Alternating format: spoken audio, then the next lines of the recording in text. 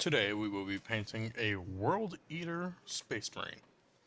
This Space Marine will be equipped with a Volkite pistol, a chain axe, Mark II armor, and a World Eater specialized helmet taken from a Chaos Legionaries kit, with all the filigree cut down. We will start off with Screaming Skull as our base. This way we will be given a bone off-white color. That way we can have shadows later. After this, we will come in with our white scar and paint up the model the rest of the way. By doing this, we'll have the perfect white with the perfect shadows. The way I like to do it is a dry brushing technique. Brush, brush, brush, brush, brush, brush, brush, brush, brush. Yeah.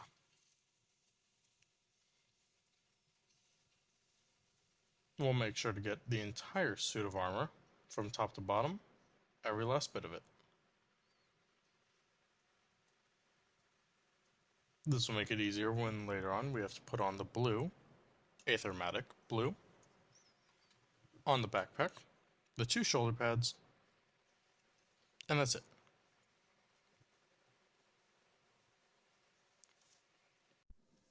Now that we've gotten to the stage to where we have the entire model as white, we can start adding the Aethermatic blue onto the shoulder pads and the backpack.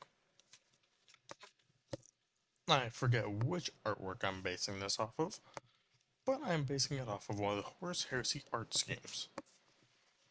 It's a simple color scheme, requiring you to have whites, blues, and later on down the line, a bit of red. When it comes to the backpack, try not to get any of the blue onto the metallic areas that will be metallic. But, considering we haven't done the metallics yet, feel free to make a little mistake. Or two. Or all of them.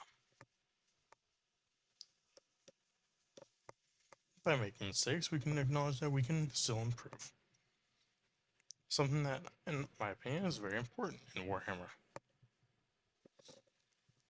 As always, for our usual orange color, we're going to take Luminath Orange, and we're going to lightly put it onto the eyeballs. Lenses? Lenses. By doing this, we'll have a good contrast from our white color to our eyes. That isn't just the standard stereotypical red that all Space Marines have, essentially. I mean, how many Chaos Warbands can you actually think of? Like the mainstream ones, that don't have red eyes. I mean, Thousand Suns and World Eaters have green, but who else? Genuinely speaking, though. Next up, we can start up on the metallics. Here we'll do the power cables, the skull, the backpack, well, parts of the backpack, of course, parts of the chain axe, and because we're being lazy with our Volkite pistol, we can just do the entire pistol as lead belcher. It makes it easier if you want to do more with it, but our focus isn't going to be our Volkite. Our focus is going to be the blood splattering, the chain axe, and that angry, angry face. Now that we've done all the lead belchering, we can move on to something I like, a little bit more. Runelord Brass, or if I had a brain, I'd be dangerous. Retributor Armor, the basic gold paints that most GW employees and kits will sell you. For this, we're going to color the collar trim and also the shoulder pad rims, along with the parts on the chain axe that are, pointy. The stars.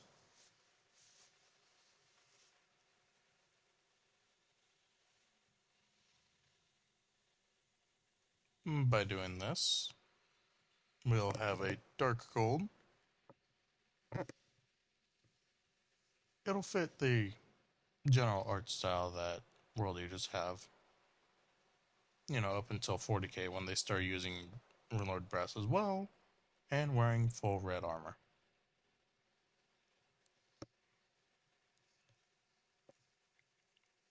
Personally, my theory is that they don't actually wear red armor, but rather, you know, the blood has just stained their armor. If that's actually a thing in the lore, hit me up in the comments because, like, that'd be really cool. The axe is made from a super old World Eater model chain axe, along with one of the new Thunder Hammers made in the. Well, actually, it's not even a armor mark kit. The Horse Heresy Melee Upgrade Sprue. The Horse Heresy Melee Upgrade Sprue gives you 2 Tigress pattern bolt pistols, I believe 4 Umbra, or was it 4 Tigress and 4 Umbra? All I know is you get Tigress pattern, Umbra pattern, Phobos pattern, you get Volkite pistols, Hand Flamers, Plasma pistols, Power Fist, Power Claw, the combo, Thunder Hammers, Power Spears, those are something I really liked, Charnable Sabers, Power Swords, Power Mauls, and a bunch of other good stuff. It's a pretty good kit in my opinion.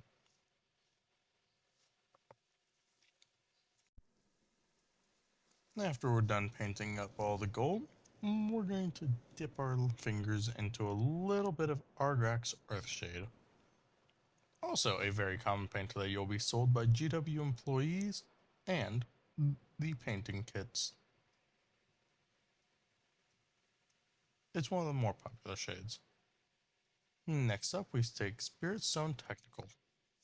Now this part you don't need a tutorial on, in my opinion. Go wild. However you see your gladiator having fought in the current battle, splatter the blood onto those areas. If you saw him in your head stomping on the head of an enemy, boom, splatter his boot going upwards. If you saw him punching out his enemies' heads or punching his fist in them like he's a Viltrumite, paint his hands. If you see him having punched them so hard that it's splattered onto the shoulder pad, there you go. If you see him having grabbed them by the head and popping it like a grape in front of him, like Omni-Man did to Red Rush, splatter the chest, splatter the hands, and splatter half of the face. Not the entire face, because then it'll just look weird. But paint the blood however you want to see it. However you think he fought, that's how you splatter the blood. And you'll have a good model in the end. As I said, make him look as much of a berserker as you like. Mine had been punching heads out, slamming them into his shoulder pad after grabbing him, slammed him one against his face, which also caused him to fall down, stomped on a head, etc. Along with that, he took his axe to people, stomped on heads, the good stuff. Now, as I mentioned earlier, it's time to take our Argrax Earthshade. For this, we're only going to dip it into the shoulder pad gold and other places of gold. Make sure you make the gold dirty as hell. Make it seem like the blood has pooled into the area between the bolt and the actual rim, making it all, gunked up and dirty. It's a good look for your guys. Makes them look more weathered, battle-worn, seen combat. Perverse in his filth. Nurgle. And yeah, this is how you paint up your World Eaters to look decently good in my opinion. Now for the very, very, very last bit, get your smallest brush, get a little bit of lead belcher, and paint up those mouth tubes and the Vox grill. By doing this, we reach 10 minutes and 40 seconds on the, We finish up the model and definitely don't hit the time limit to where, it's a full 10 minutes. But thank you for watching the video. Thank you for enjoying it. Make sure to like, comment, and subscribe. Until next time, it's been Lucian Malum.